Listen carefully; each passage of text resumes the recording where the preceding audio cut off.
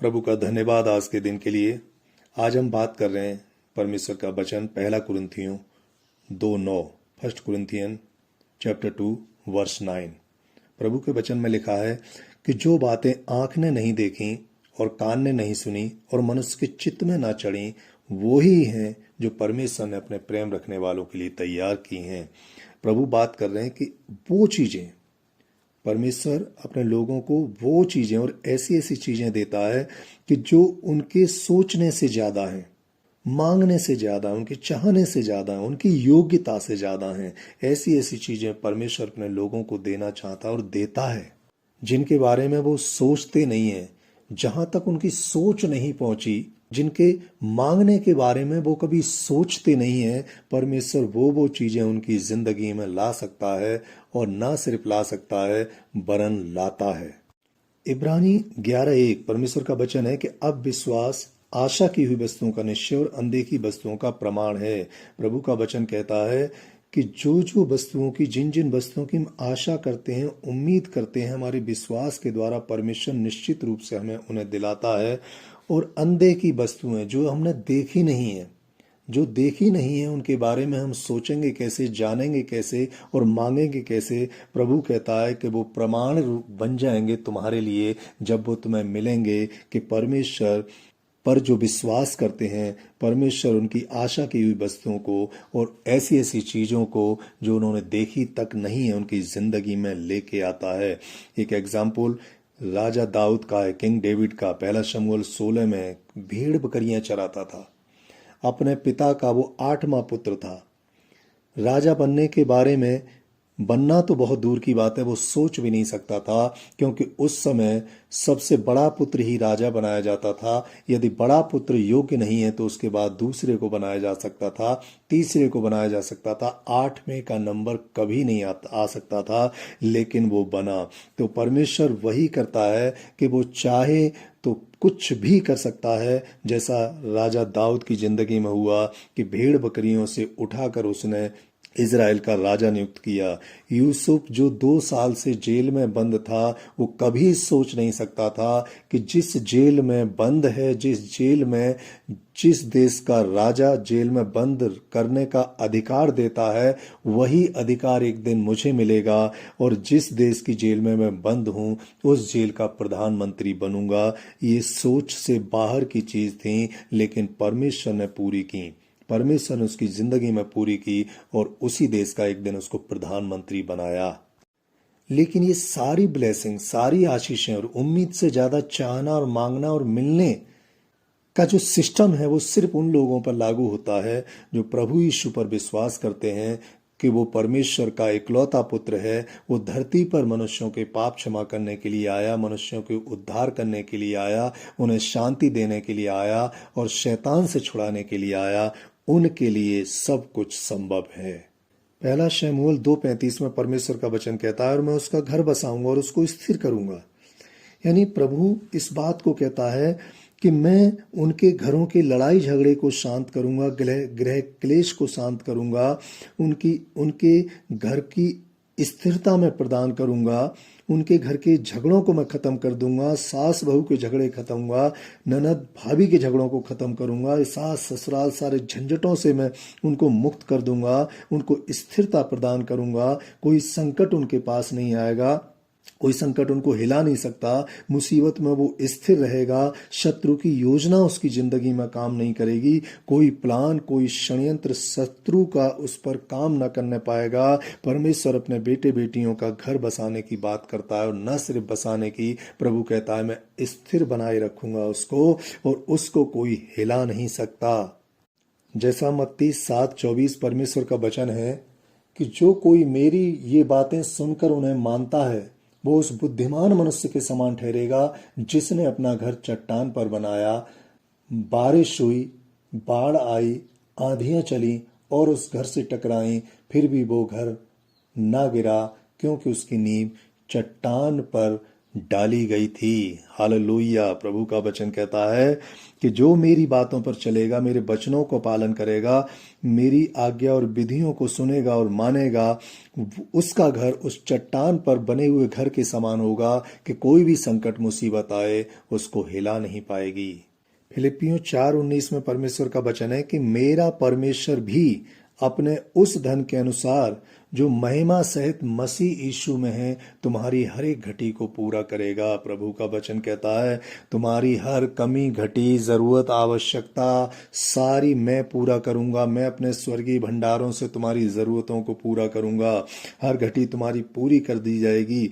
लेकिन उस धन से जो महिमा सहित मसीह यीशु में है, प्रभु कहता है कि तुम्हारी सारी आवश्यकताएं, तुम्हारी सारी जरूरतें जो मेरे स्वर्गीय भंडार से पूरी की जाएंगी वो मसीहा के द्वारा पूरी की जाएंगी, यीशु मसीह के द्वारा पूरी की जाएंगी। दूसरा कोई रास्ता नहीं है। मैं मसीह के द्वारा जो तुम्हारे लिए आया उसी के द्वारा तुम्हारी जरूरतों को पूरा करूंगा, तुम्हारी आवश्यकताओं को पूरा करूंगा। कहीं और से कोई तुम्हारी आवश्यकताएं पूरी नहीं होंगी।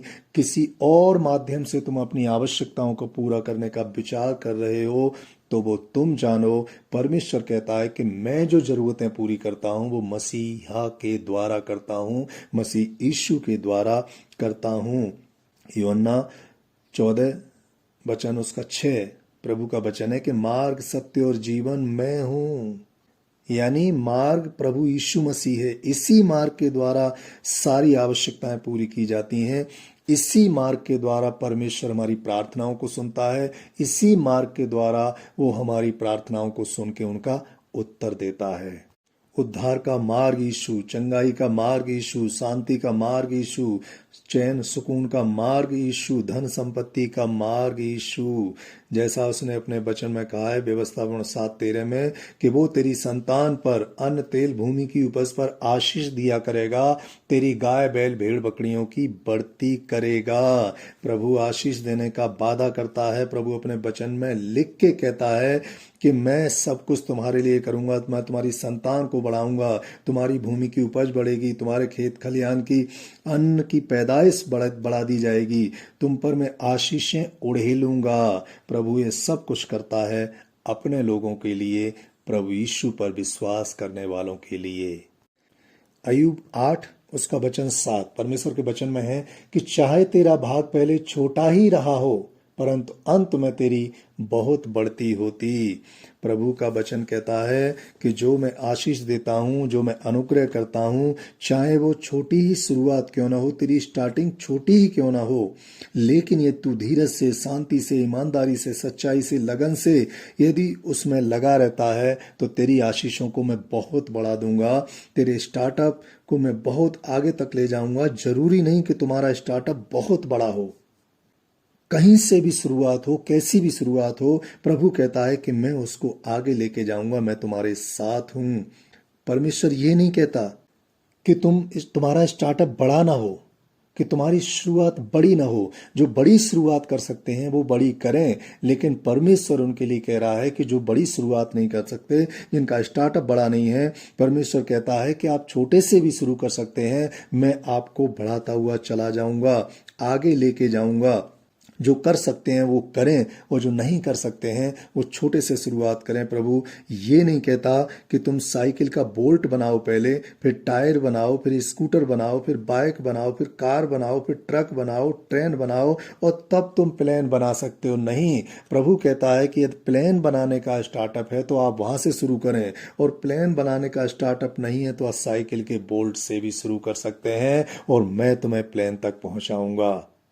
क्योंकि प्रभु ने कहा है व्यवस्थापन 28:8 में, तेरे खत्तों पर और जितने कामों में तू हाथ लगाएगा मैं उन सबों पर आशीष दूंगा। यानी जो कुछ तू करेगा मैं उसको ब्लेस करूंगा, मेरा अनुग्रह उस पर रहेगा, मेरे छेदे हुए हाथ उस पर बने रहेंगे और मैं तेरे सारे कामों को संभालूंगा, आगे बढ़ाऊंगा और बिगाड़ने वाली चीजों को, शत्रु को मैं तेरे सामने से हटा दूंगा।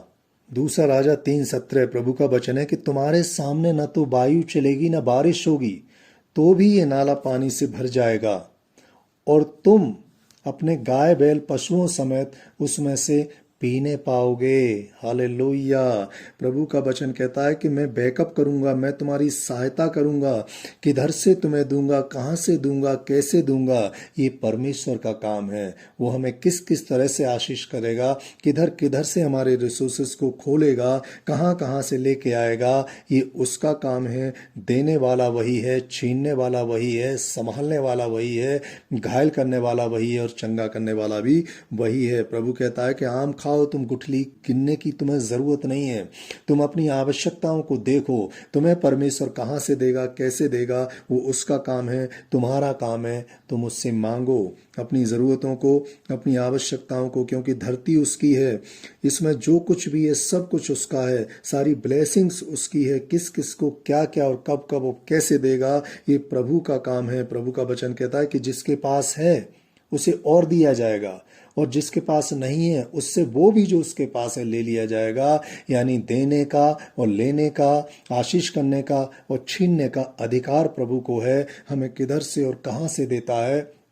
प्रभु का वचन कहता है वो एक को बढ़ाता है और दूसरे को घटाता है। वो कहीं से भी कैसे भी करता है, कुछ भी करता है, लेकिन हमारी जरूरतों को, आवश्यकताओं को अपने स्वर्गीय भंडारों से पूरी करता है। लय व्यवस्था 26:10 में है कि तुम रखे हुए पुराने अनाज को खाओगे और नए के रहते हुए भी पुराने को निकालोगे।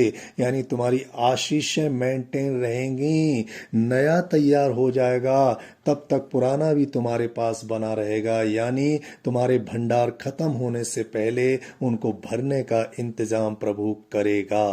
वचन 113 में प्रभु ने कहा है कि मैं कंगाल को मिट्टी पर से और दरिद्र को घूरे पर से उठाकर ऊंचा करता हूं।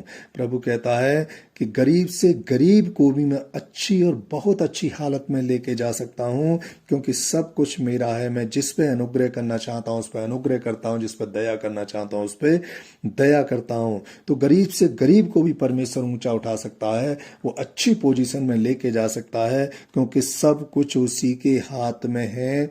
वही सब कुछ नियंत्रित करता है, सारी सृष्टि का नियंत्रण करता वही है। वो कुछ भी कर सकता है, जैसा डैनियल 4:17 में है कि परम प्रधान परमेश्वर मनुष्यों के राज्य में प्रभुता करता है और उसको जिसे चाहे उसे दे देता है। वो छोटे से छोटे को भी उस पर नियुक्त कर देता है। प्रभु कहता है कि ये सारी संसार में जितने भी पृथ्वी पे राज्य हैं, मनुष्यों ने जो कुछ भी राज्य स्थापित किए, प्रभु कहता है कि वो सब परमेश्वर का है, सही के राज्य उसका है। वो उस पर जिसे चाहे उसे नियुक्त कर सकता है। वो राजाओं को बनाता और बिगाड़ता है, वो उन पे स्थिर करता है, स्थापित करता है, हटाता है। उसके वचन में लिखा है कि छोटे से छोटे को भी उस पर नियुक्त कर सकता है। यानी छोटे से छोटे मनुष्य को भी वो राज्य दे सकता है, राजा बना सकता है, वो कुछ भी कर सकता है। यशायाह 61:5 परमेश्वर का वचन है कि परदेसी आ खड़े होंगे और तुम्हारी भेड़ बकरियों को चराएंगे, और विदेशी लोग तुम्हारे हल चलाने और तुम्हारी दाख की बारी के मालिक होंगे। यानी प्रभु का वचन कहता है कि मैं तुम्हें ऐसी आशीष दूंगा, इस तरह से ब्लेस करूंगा कि तुम्हारी आशीषों को जो मैं तुम्हें दूंगा उसको संभालने के लिए बाहर से लोग तुम्हें लेने पड़ेंगे। दूर दूर देश से लोग तुम्हारे कामों को संभालने के लिए आएंगे, तुम्हारी फैक्ट्रियों को संभालने आएंगे, तुम्हारे बिजनेस, तुम्हारे इंस्टॉलेशन, तुम्हारी फैक्ट्रीज के मैनेजर, उसके वर्कर, तुम्हारे सुपरवाइजर दूर दूर देश से आएंगे उसको संभालने के लिए। बाहर से आके लोग तुम्हारी सहायता करेंगे, तुम्हारी एजेंसियों की सहायता लेंगे, तुम्हारी सहायता लेंगे। वो अपने कामों को संभालने के लिए तुम्हें अप्रोच करेंगे, तुम्हें ढूंढेंगे, तुम उनके कामों को संभालोगे, जाके तुम जिम्मेदारी उनकी निभाओगे। मैं तुम्हें उस तरह से पूंछ नहीं, जैसा प्रभु का वचन है कि मैंने तुझे पूंछ नहीं किंतु सिर ही ठहराया, तो ऐसा सिर ठहराता है कि सारे संसार के लोग आके तुम्हारी सेवा करेंगे, तुम्हारी चीजों को संभालेंगे और तुम्हारे बिजनेस और व्यापार में सहायता करेंगे। तुम्हारा बिजनेस, व्यापार देश देश में फैला होगा, दूर दूर तक फैला होगा। लोग तुम्हें अपॉइंट करने पड़ेंगे, लोग तुम्हें रखने पड़ेंगे अपनी सहायता के लिए, अपनी आशीषों को संभालने के लिए। और ये लोग दूर दूर देश से आएंगे, तुम्हें ढूंढते आएंगे, तुम्हारी आशीषों को खोजते हुए आएंगे, तुम्हारी चीजों में अपना जीवन संभालने की उम्मीद लेके आएंगे। तुम्हारी ब्लेसिंग्स में शामिल होने को वो अपना नसीब समझेंगे, अपना भाग्य समझेंगे। सालों साल वीजा अप्लाई करते रहेंगे कि तुम्हारी ब्लेसिंग्स में शामिल हो जाएं। तुम्हारी चीजों में से सीखने के लिए वो आतुर होंगे। तुम्हारे ज्ञान को वो सीखना चाहेंगे, समझना चाहेंगे। तुम्हारे इंस्टीट्यूट में पढ़कर नॉलेज, ज्ञान प्राप्त कर कर अपने देश में वापस जाना अपने आप को धन्य समझेंगे। तुम्हारे दिए हुए पैकेज पर काम करना वो अपना नसीब समझेंगे। अपनी रक्षा सुरक्षा के लिए तुम्हारी बनाई हुई चीजों को पाने के लिए लाइन में लगे होंगे। तुमसे सहायता पाने के लिए वो गिड़गिड़ाएंगे, तुम्हारे सामने आएंगे, अपनी रिक्वेस्टों को तुम्हारे सामने रखेंगे, प्रोजेक्ट बना बना के लाएंगे कि ये हम अपने यहाँ काम करना चाहते हैं, आप इसमें हमारी सहायता कर दीजिए। उत्पत्ति 31 उसका वचन 7। प्रभु का वचन कहता है कि फिर भी तुम्हारे पिता ने मुझसे छल करके मेरी मजदूरी को 10 बार बदल दिया, परंतु परमेश्वर ने उसको मेरी हानि करने नहीं दिया। प्रभु का वचन कहता है कि जो आशीषें, जो ब्लेसिंग्स मैं तुम्हें दूंगा, लोग उसके विरुद्ध षड्यंत्र रच सकते हैं, षड्यंत्र करने की कोशिश करेंगे, लेकिन प्रभु कहता है कि सारा संसार कोशिश करने के बाद भी तुम्हारी आशीषों, ब्लेसिंग्स को चुरा नहीं पाएगा, रोक नहीं पाएगा, खत्म नहीं कर पाएगा। संसार रूल बनाएगा, उन्हें रूल अपने चेंज करेगा, नए नए एक्ट बना सकता है। गवर्नमेंट, मनुष्य, शासक तुम्हें नियंत्रित करने का कोशिश करेंगे, लेकिन प्रभु का वचन कहता है जब मैं काम करना चाहूं तो मुझे कौन रोक सकता है। लोग तुम्हारे विरुद्ध षड्यंत्र रच सकते हैं, कानून चेंज करेंगे, वो नए नए एक्ट बनाएंगे तुम्हें रोकने के लिए, लेकिन कोई भी तुम्हें रोकने ना पाएगा। तुम्हारी जो ब्लेसिंग्स हैं, तुम्हारी जो आशीष हैं, वो मनुष्यों की ओर से नहीं है, वो परमेश्वर की ओर से तुम्हें मिली हैं, और परमेश्वर के काम में कोई रुकावट नहीं डाल सकता। जैसा यशायाह 14:27 परमेश्वर के वचन में लिखा है, क्योंकि सेनाओं के यहोवा ने युक्ति की है और कौन उसको टाल सकता है। उसका हाथ बढ़ाया गया है, उसे कौन रोक सकता है। प्रभु का वचन कहता है कि तुम्हारे लिए जो युक्तियां की गई हैं, तुम्हारे लिए जो उपाय किए गए हैं, वो सेनाओं के यहोवा परमेश्वर की ओर से किए गए हैं। उनको कोई रोक नहीं सकता, कोई टाल नहीं सकता, कोई रुकावट नहीं डाल सकता, उसमें कोई भी किसी तरह की हिंड्रेंस पैदा नहीं कर सकता। परमेश्वर के द्वारा तुम्हें आशीष दी हैं, परमेश्वर ने तुम्हें आशीष दी है, वही देने वाला, वही संभालने वाला है, और उसको कोई नहीं रोक सकता। प्रभु का धन्यवाद आज के दिन के लिए, वचन के लिए। प्रभु हम सबको आशीष दे, वरन बहुतायत से आशीष दे, और इसी तरह परमेश्वर के वचन में बढ़ते रहें और उसकी आशीषों को प्राप्त करते रहें। आमीन।